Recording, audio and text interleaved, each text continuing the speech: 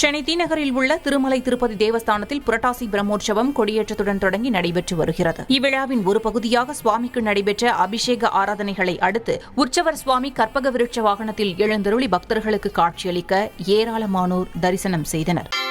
ఏడుకుండలవాడ Venkataramana